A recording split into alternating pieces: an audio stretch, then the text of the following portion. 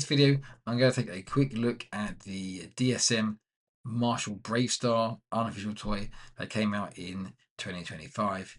Let's go check him out.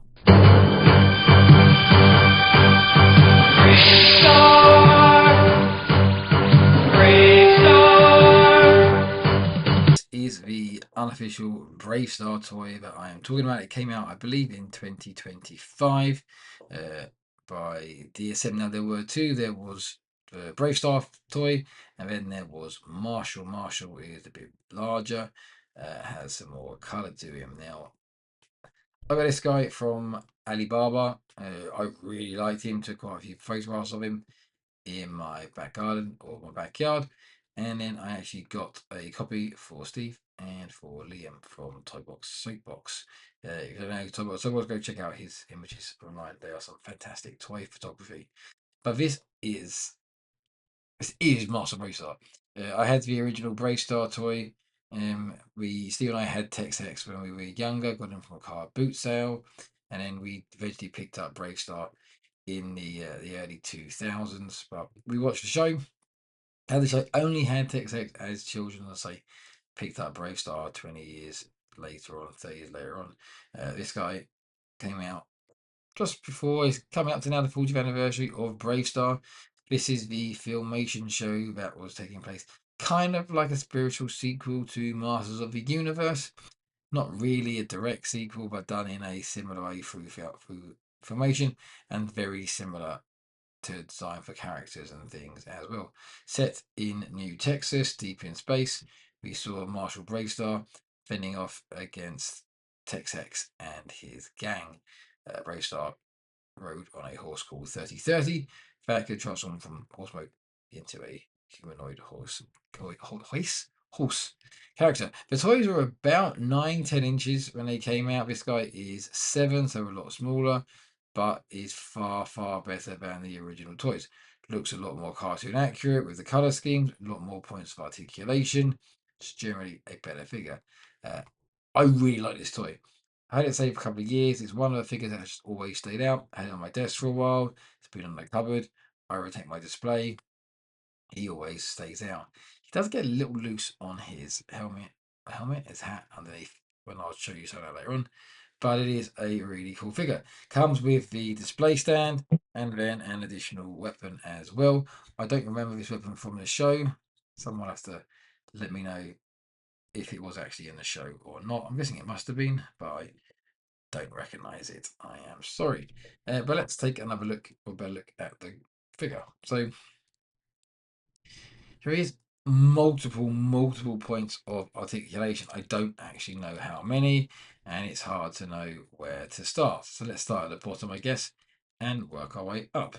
So we have articulated toes on his boots to get a decent pose. He has a slight ankle rocker. He can point his feet down and up, and you can also rotate them. So really good. It's on a ball and socket joint type of thing. So really good for articulation. He has a double jointed knee. Does get blocked off by the molding, but you can get a decent range of movement out of it, and then add to that the ankle movements. You get some decent poses and movements in here. Legs can move forward, but get blocked a little bit on the side. So sitting position, he can do it. Splits a little bit, but gets blocked off. Can't really move his leg back very far. The rubbery butt kind of gets in the way. They didn't do a horse for this guy, but you kind of have to like straddle him a little bit like that, going through. Can rotate at the groin hips as well.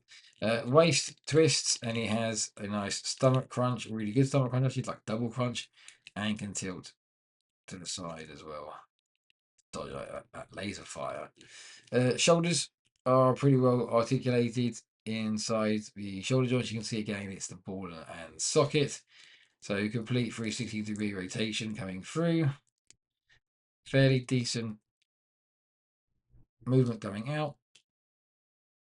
So you can glide in his eagle mode. Rotates at the bicep, double jointed elbow. The wrists rotate, and then depending on which hand you've got, they can either pole, then move in and out, or up and down, depending on which joint it is that you've got going through. The head can angle to the side, rotate, and go up and down as well. So really, really well articulated. Good sort of stress points on it. Doesn't feel loose, pretty tight, considering it's been a year or so. Looking nice. Sculpting wise, amazing. Just looks straight out of the Formation cartoon. Color scheme also fantastic, far more accurate than the original toy as well. It's just, if you like Bravestarr from the 80s, really good figure to have. I haven't seen the Marshall toy in hand. Don't need to. This guy's perfect for me. No flaws on it from a look perspective. It is really awesome. You can have interchangeable hands, interchangeable face, and the hat can come off as well. Now, when you take the hat off, here it is. Like the original toy, you'll see just go up to Bravestarr. He is balding, but that's because you can take the hair off and then you can swap over the faces. So the head just pops off from a ball and socket joint. And now we have a very unfortunate looking Bravestarr figure here, which I'll just stand out the way. The stands kind of like Figma style, lots of rotation and bending joints in here. And then inside the base, which has the Bravestarr logo on it, just a black base with one hole. We have the accessories. So he comes with 5 heads. 4 can be used with the hat, and this is the one without the hat. So you can have unhatted,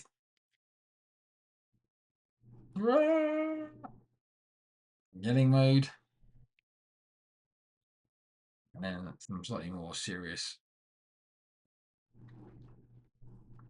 Looking off to the side with a bit of a grin, and the last one kind of looking at the other way, emotionless.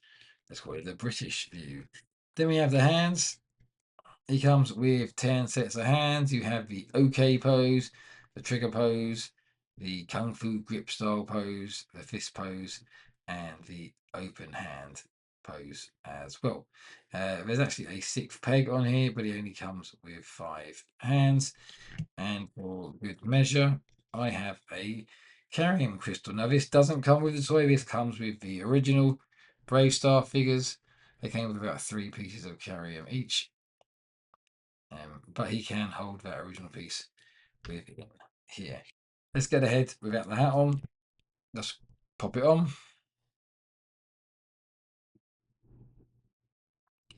And here is Bravestarr without his hat.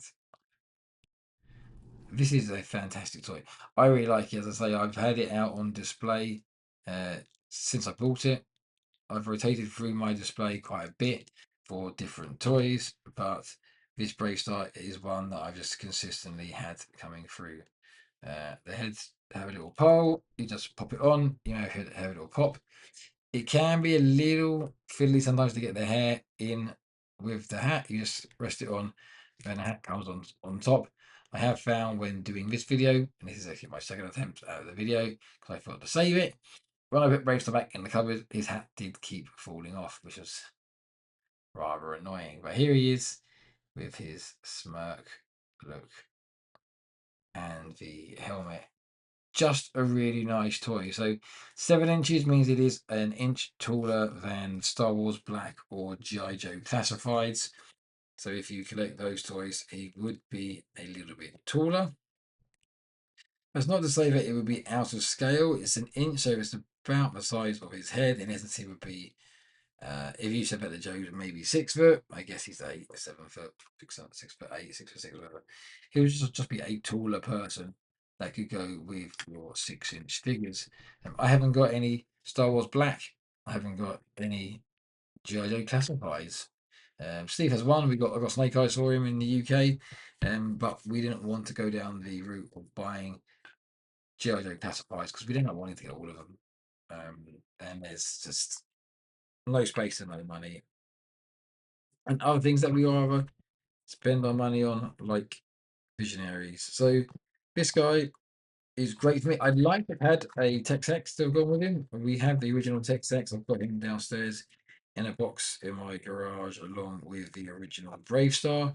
I may do a follow-up video comparing him to that later on. But I wouldn't mind having someone else to go with him. Like if it was a 30-30, that would have been cool. I can't remember the name of the show. The Marshall, not the Marshall, the judge, the female character on the show. Really bad. I only remember Tex-X from the bad guys. There are others. The Deputy Scuzz, this one. Who was the little guy? I don't remember now. Handlebar from the bar, the green guy. I remember him. I remember more of the designs of the bad guys, but not the names. But yeah, this is the unofficial Bravestarr toy from DSM Dasin Models. It's going to cost you about $65 from eBay or Alibaba if you want to buy it now. And when I got mine several years or a year or so ago, when it came out, it was actually quite a bit cheaper than that. I guess time's gone by.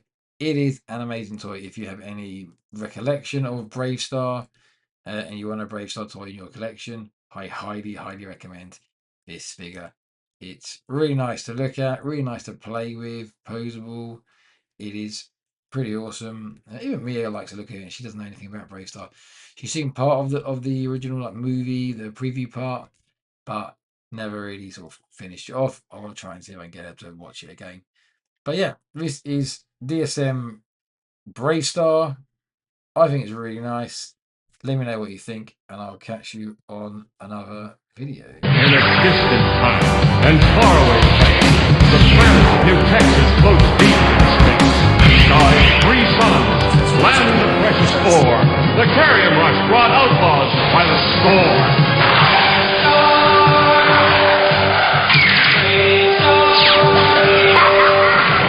And one day a lawman appeared, with powers of hawk, wolf, puma, and bear. Protector of peace, mystic man from afar, champion of justice, Marshall Bravestarr.